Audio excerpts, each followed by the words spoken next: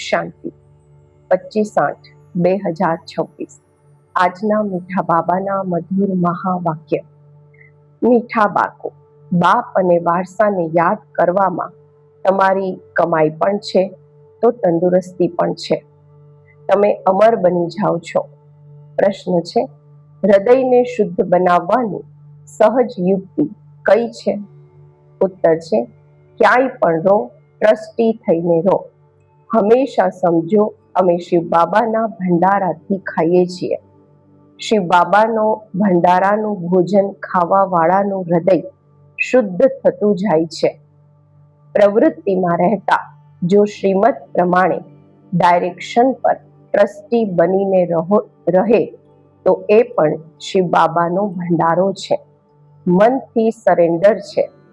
ઓમ શાંતિ। જન્મ જન્માંતર કલ્પ કલ્પ અડધો કલ્પ બાળકોને સત્સંગ કર્યા છે। સાધુ, સંત, પંડિત વગેરે બધા મનુષ્યોનો સત્સંગ થાય છે। આ કોઈ પણ મનુષ્યનો સત્સંગ નથી। આને કહેવામાં આવે છે રૂહાની સત્સંગ। સુપ્રીમ રૂહ રૂહોની સાથે, આત્માઓની સાથે રૂહ રિહાન અર્થાત સત્સંગ કરે છે। અહીંયા તમે કોઈ મનુષ્યથી નથી સાંભળતા, ન દેવતાઓથી સાંભળો છો, તમે સાંભળો છો ભગવાનથી।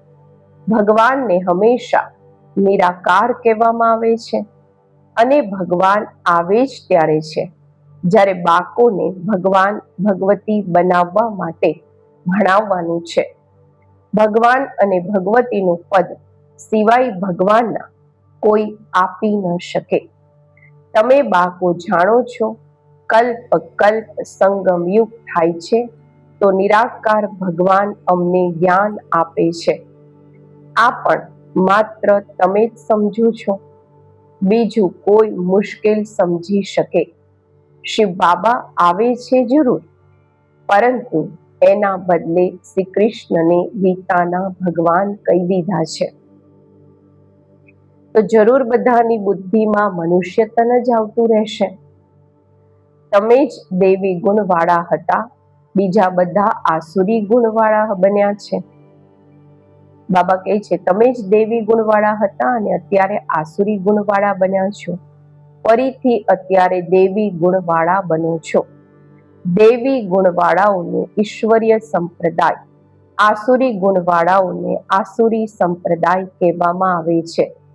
હવે નિરાકાર બાપ નિરાકાર સંપ્રદાય અર્થાત આત્માઓને ભણાવે છે, એટલે કહેવામાં આવે છે ઈશ્વરીય સંપ્રદાય અથવા રૂહાની સંપ્રદાય, જેમણે રૂહાની બાપ આવીને ભણાવે છે। અત્યારે તમે રૂહ અભિમાની બનો છો। બાબા કહે છે, અમે આત્મા છીએ, બાપ અમને ભણાવે છે, કહે છે મને યાદ કરો તો તમારા વિકર્મ વિનાશ થશે। આત્માઓને જ ભણાવે છે, એ જ નોલેજફુલ છે। બીજા ઋષિ મુનિ વગેરે તો બધા નેતિ નેતિ કરતા ગયા, અર્થાત અમે રૂહને નથી જાણતા। જ્યાં સુધી એ જ્ઞાન સાગર સન્મુખ ન આવે તો જ્ઞાન કેવી રીતે સમજાવે? આ સારી રીતે સમજવાની વાતો છે। અમને કોઈ મનુષ્ય નથી ભણાવતા, અમને ભગવાન ભણાવે છે। એ છે બેહદના બાપ નિરાકાર। આ પણ બાળકોને સમજાવ્યું છે, સાકાર અને નિરાકાર બે બાપ દરેકને હોય છે, એક રૂહાની અને બીજું જિસ્માની। રૂહાની બાપ જ આવીને રૂહોને પાવન બનાવે છે। તમે જાણો છો, અમે પાવન હતા, પતિત બન્યા, ફરી પતિતથી પાવન કેવી રીતે બનીએ છીએ?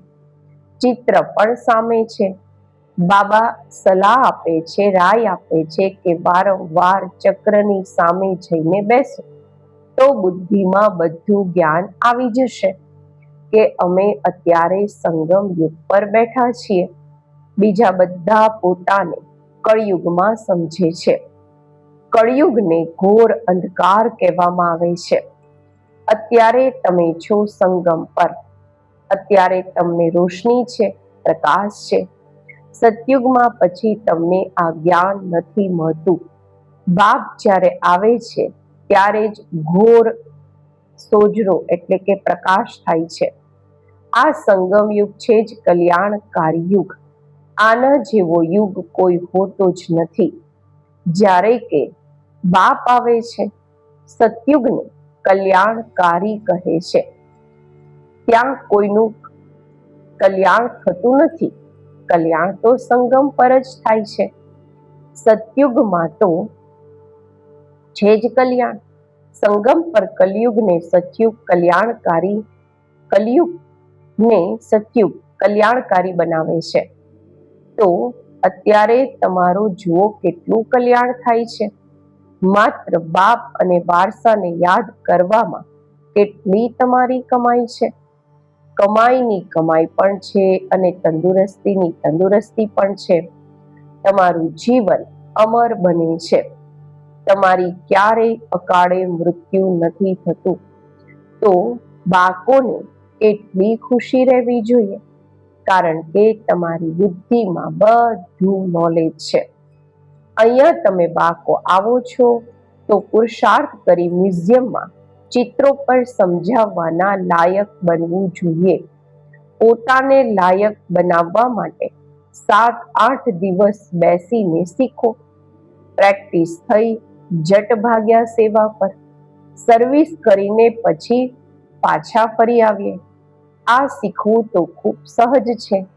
ચિત્રને સામે જોવાથી જ બુદ્ધિમાં આવી જાય છે કે અમે સંગમ પર બેઠા છીએ. આજની દુનિયામાં ઘણા મનુષ્ય છે, કાલે ખૂબ થોડા હશે. આટલા આ બધા પાછા જવાના છે. અત્યારે બાપ સ્વયં આવ્યા છે. બાળકોની કેટલી ઇજ્જત રાખે છે. દૂર દેશના રહેવા વાળા આવ્યા દેશ પારકા, પરાય દેશમાં આવ્યા છે. રાવણનો દેશ પારકો દેશ છે ને. રામના દેશમાં તો ક્યારેય રાવણ આવી ન શકે. અત્યારે તમારા બાળકોની પરવરિશ એટલે કે પાલના એ તો બાપના હાથમાં છે. બસ તમારાથી જ ખાઉં, અર્થાત તમારા જ ભંડારાથી ખાઉં. તમારી બધી પાલના અહીંયા જ થાય છે. જે સરેન્ડર થઈ જાય છે, સમર્પિત થઈ જાય છે, એમની પાલના તો થાય જ છે.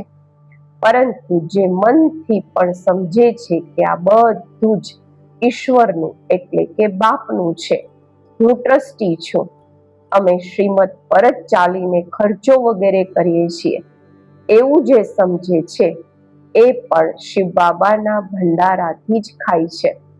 શિવ બાબાના ભંડારાથી ખાવાથી હૃદય શુદ્ધ થાય છે. એવું નહીં કે એ શિવ બાબાના ભંડારાથી નથી ખાતા.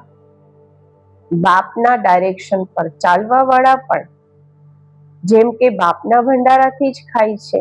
જે ભંડારાથી ખાધું એ જ ભંડારો ભરપૂર કાળ કંટક દૂર. એના પછી તમે ક્યારેય પણ અકાળે મૃત્યુને નહીં પામશો. આ સમયે જ શિવ બાબા આવે છે. એમની મહિમા ગાવામાં આવેલી છે. શિવ જયંતી પણ મનાવે છે. પરંતુ એમનો ભંડારો કેવો હશે આ કોઈ પણ જાણતું નથી. બાબા પણ બરોબર આવે છે ને. બાળકો જે પણ આવે છે એમને શિવ બાબાના ભંડારાથી ખાવાનું મળે છે. અચ્છા, મેલ સરેન્ડર થાય છે, ભાઈઓ સરેન્ડર થાય છે તો ઠીક છે. જો એ સરેન્ડર નથી થતા તો માતાઓ શું કરે? કારણ કે કમાઈ છે પતિની, એ તો સરેન્ડર થતા નથી. એ તો જ્યારે કમાઈ કરે ત્યારે સ્ત્રી ખાય. હા, જોડું સરેન્ડર છે, બંને સરેન્ડર થાય છે તો પછી શિવ બાબાના ભંડારાથી પાલના થઈ શકે છે. આ બાપ બાળકોને સારી રીતે સમજાવે છે. બુદ્ધિમાં રાખવાનું છે કે અમે બાપની પાસે બેઠા છીએ. જ્યાં સુધી કર્માતીત અવસ્થા થઈ જાય, દિવસ પ્રતિ દિવસ અમે પોતાના સ્વરાજ્યના નજીક આવતા જઈએ છીએ. સમય વીતતો જાય છે, તમે નજીક આવતા જાઓ છો. સતયુગના પહેલા વર્ષમાં અત્યારે કેટલા વર્ષ કહીશું? અત્યારે કેટલા નજીક આવી ગયા છે. બાપ કહે છે, બાકો હવે તમારું 84નું ચક્ર પૂરું થાય છે. તમને અત્યારે 84 જન્મોના ચક્રને જાણ્યું છે. ચક્રને જોવાથી જ કહેશે અમે અત્યારે સંગમ પર છીએ. આ તરફ છે કળિયુગ, એ તરફ છે સતયુગ. કાલે અમે પોતાના સુખધામમાં હઈશું. દુનિયાને તો ખબર જ નથી, એ તો બિલકુલ જ ઘોર અંધકારમાં છે. તમને બાળકોને ખૂબ ખુશી થવી જોઈએ. બેહદના બાપથી અમે 21 જન્મોની કમાઈ કરીએ છીએ. સદા સુખનો વારસો મેળવી રહ્યા છીએ. આ ખુશી રહે છે. સ્વર્ગવાસી બનવું આ તમારી જ તકદીરમાં છે. સ્વર્ગ એક વન્ડરફુલ વસ્તુ છે. જેમ 7 વન્ડર્સ બતાવ્યા છે ને, 7 વન્ડર્સ, 7 અજાયબીઓ દુનિયામાં છે. આ તો સૌથી મોટું વન્ડર છે. ચિત્ર પણ છે વન્ડરફુલ સ્વર્ગના. આ લક્ષ્મી નારાયણ સ્વર્ગના માલિક હતા. એટલે બાબાએ લખ્યું હતું, ઉપરમાં સૂર્યવંશીનું લખો, એના નીચે ચંદ્રવંશીનું લખો તો અડધો કલ્પ પૂરો થઈ જશે. સૂર્યવંશી ચંદ્રવંશી 1250 વર્ષ, તો પછી લાખો વર્ષની તો વાત જ ઉડી જાય. ત્યાં બાહુબળમાં કેટલો ખર્ચો થાય છે. અહીંયા શરૂથી લઈને અંત સુધી કંઈ પણ ખર્ચો નથી થતો. આ તો બાપ અને બાળકોનો હિસાબ છે. ખર્ચાની વાત જ નથી. અહીંયા બાળકો આવીને રિફ્રેશ થાય એટલે મકાન વગેરે બનાવે છે. બાળકોના જ પૈસા છે. એ પણ કેટલા દિવસ તો પાસ થઈ ગયા, બાકી થોડા દિવસ છે. ખર્ચો કંઈ પણ નથી. તમે જીવન મુક્તિને પામો છો વગર કોડી ખર્ચે. આમાં માત્ર મહેનતની વાત છે. ભગવાનને તો બધા ભક્ત યાદ કરે છે, પરંતુ આ નથી જાણતા કે ભગવાન કોણ છે. ભગવાનને ન જાણવાના કારણે ઘણાને ભગવાન માની લે છે. અત્યારે તમે બાળકોને સાચા બાપનો પરિચય આપવાનો છે. તમને બાળકોને અથાગ ખુશી રહેવી જોઈએ. બેહદના બાબા અમને ભણાવે છે સ્વર્ગના માલિક બનાવવા માટે. બાબા આવીને સ્વર્ગની સ્થાપના અને નર્કનો વિનાશ કરાવે છે. એટલે મહાભારત લડાઈ પણ સાથે છે. દર 5000 વર્ષ બાદ આ ચક્ર ફરે છે. બાપ પણ કલ્પના સંગમ યુગે આવે છે. ગીતામાં એમણે પછી યુગે યુગે લખી દીધું છે. એ પણ 5 યુગ છે, 5 વાર આવ્યા. પછી 24 અવતાર, ફલાણો અવતાર કેમ લખી દીધું છે? મનુષ્ય કેટલા યજ્ઞ, તપ, તીર્થ વગેરે કરે છે. સમજે છે આ બધા રસ્તા ભગવાનને મળવાના છે, પરંતુ ભગવાનની પાસે તો કોઈ પણ જઈ નથી શકતું. અડધો કલ્પ કેટલું માથું માર્યું, જન્મ જન્માંતર ફેરા લગાવ્યા, આ કર્યું, છતાં પણ બાપ તો નહીં મળ્યા. અત્યારે બાપ તમને બાળકોના કેટલા નજીક છે. તમારાથી વાત કરી રહ્યા છે, તમને સમજાવી રહ્યા છે. તમે સમજો છો કલ્પ હુબહુ અમે આવી રીતે મળીએ છીએ. જે કઈ વીત્યું છે કલ્પ થશે. એ જ દાદા ઝવેરી થશે. ફરીથી એ જ ઝવેરી હશે. ફરી એમાં જ બાબા પ્રવેશ કરશે. પછી એ જ બાળકો આવીને બાપના બનશે અને ફરીથી સ્વર્ગનો વારસો લેશે. આ બાપનો તમને બાળકોનો સાથ અનાદિ અવિનાશી પાઠ કલ્પ એમ જ રિપીટ થતો રહે છે. અચ્છા, મીઠા મીઠા સિકેલધા બાળકોને માતના પ્રત્યે માત પિતા બાપ દાદાના યાદ પ્યાર અને ગુડ મોર્નિંગ. રૂહાની બાપના રૂહાની બાળકોને નમસ્તે. આપણે રૂહાની બાળકોના રૂહાની બાપને નમસ્તે. ધારણા માટે મુખ્ય સાર. આ કલ્યાણકારી સંગમ યુગ છે. આમાં દરેક વાતમાં કલ્યાણ છે. કમાઈની કમાઈ છે. બાપ અને વારસાને યાદ કરી 21 જન્મના માટે જીવનને અમર બનાવવાનું છે. બીજું, પ્રવૃત્તિમાં રહેતા મન બુદ્ધિથી સરેન્ડર થવાનું છે. શ્રીમત પર ખર્ચો કરવાનો છે. પૂરા ટ્રસ્ટી થઈને રહેવાનું છે. આજનું વરદાન: સહયોગની શક્તિથી અસહયોગીઓને સહયોગી બનાવવા વાળા બાપ સમાન પરોપકારી ભવ. સહયોગીઓનો સાથની સાથે સહયોગી બનવું આ કોઈ મહાવીરતા નથી, પરંતુ જેમ બાપ અપકારીઓ પર ઉપકાર કરે છે એમ તમે બાકો પણ બાપ સમાન બનો.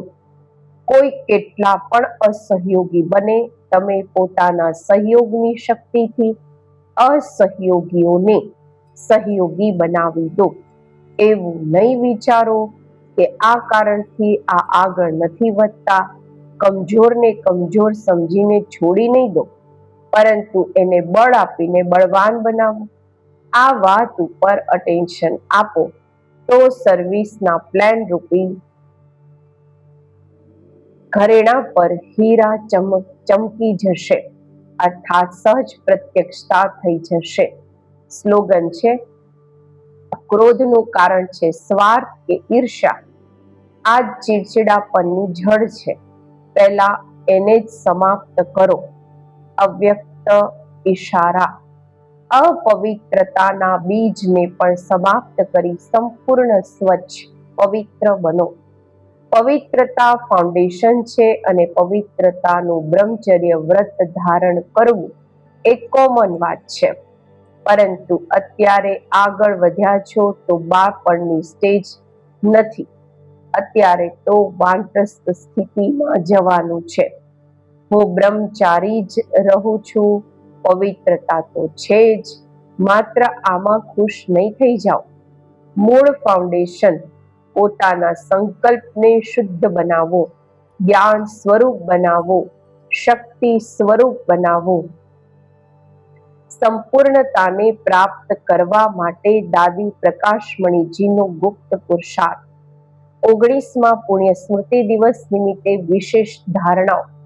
આજે બાબાનો દાદીનો સ્મૃતિ દિવસ છે, તો દાદીની ધારણાઓ શું હતી?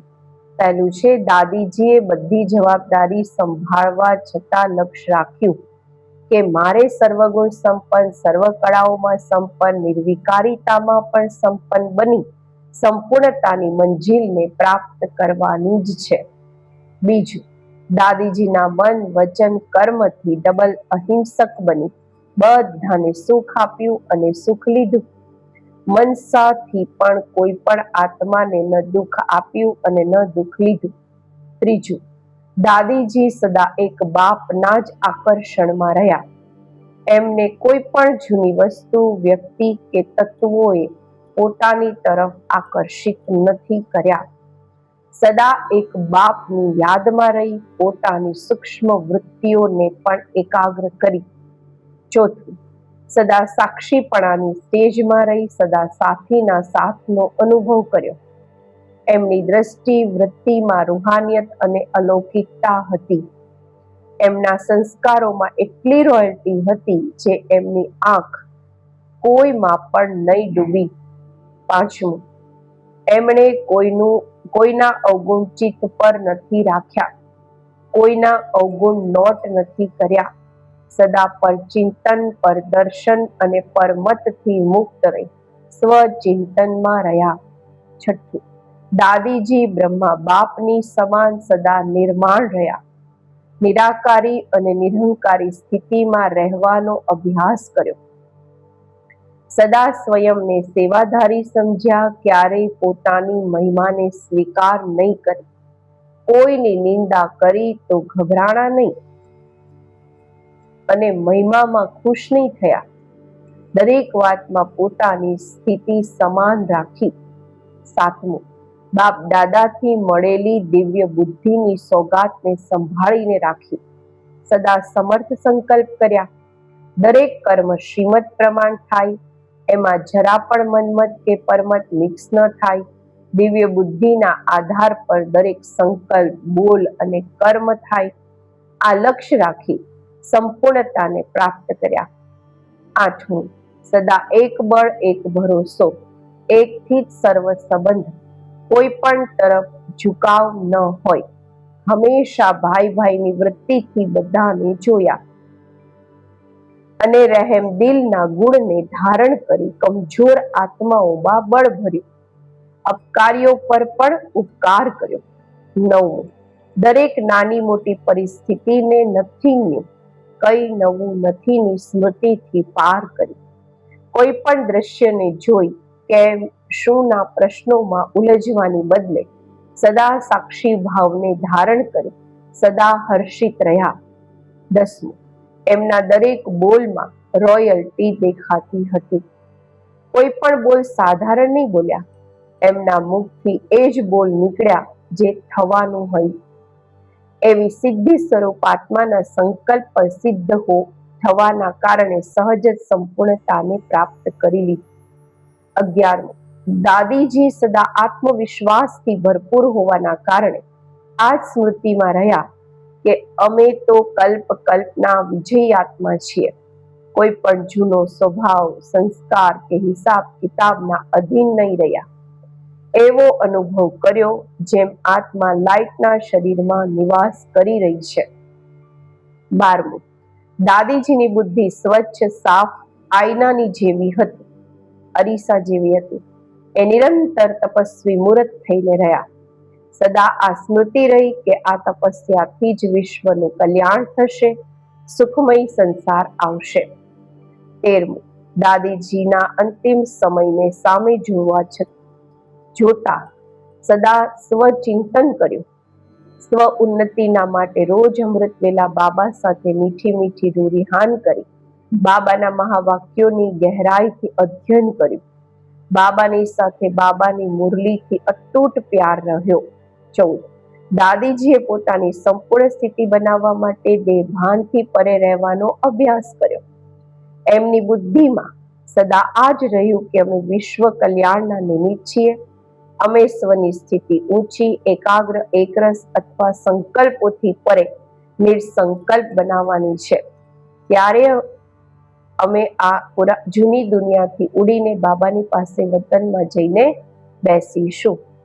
5મું, સદા લગનમાં રહ્યા કે મારે બાબાની યાદોમાં રહી બધાને સંતુષ્ટ કરી બધાની દુઆઓ લેવાની છે. કોઈ પણ આત્મા ક્યારેય મારાથી ડિસ્ટર્બ થઈને બદદુઆ ન આપે. આનું પૂરેપૂરું ધ્યાન રાખી બધાને દુઆઓના પાત્ર બની. 16મું છે, સદા એક જ લક્ષ્ય સામે રાખ્યું કે મારે સંપન્ન ફરિશ્તા કે કર્માતીત બનવાનું છે. આ જૂનું તન છોડી ફરિશ્તા બની અવ્યક્ત વતન વાસી બનવાનું છે. આ સેવાઓ તો દિવસ રાત ચાલતી રહેશે. મારે સેવાની સાથે સાથે સ્વયં પર સૂક્ષ્મ અટેન્શન રાખી પાસ વિથ ઓનર બનવાનું છે. 17, દાદીજીની સદા સર્વ વિઘ્નોથી પાર નિર્વિઘ્ન અવસ્થા રહી. એકાંતમાં બેસી પોતે પોતાને સૂક્ષ્મ ચેક કરીને પોતાની કમી કમજોરીઓને આત્મારૂપી હીરાના દાગને સંપૂર્ણ કરી અમૂલ્ય હીરો બની ગઈ. 18, સ્વયંને સંપૂર્ણ પાવન લાઇટ માઇટથી સંપન્ન બનાવવા માટે આંતરિક વૈરાગ્ય વૃત્તિ દ્વારા બધી વાતોથી ઉપરામ રહી પોતાની સૂક્ષ્મ દ્રષ્ટિ વૃત્તિને સંપૂર્ણ પાવન બનાવ્યા. જૂના સંસ્કારોની પ્રકૃતિને પરાજય કરી પ્રકૃતિ જીત બની બાબાની ગોદમાં સમાઈ ગઈ. 19, હું બાબાની છું, મારે બાબાના સમાન સંપૂર્ણ બનવાનું જ છે. એટલે સૂક્ષ્મ દેહ અભિમાનને, સ્વયંના સંસ્કારોને, માન શાન કે મહિમાને, બુદ્ધિ કે આદતોને સંપૂર્ણ સમર્પણ કર્યા અને બાપ સમાન બની અવ્યક્ત વતનવાસી બની ગઈ. હું એવા આપણા પ્રાણ પ્યારા દાદીજીને આજના સ્મૃતિ દિવસે શત શત નમન, દિલના ભાવથી શ્રદ્ધાંજલિ. અચ્છા, ઓમ શાંતિ.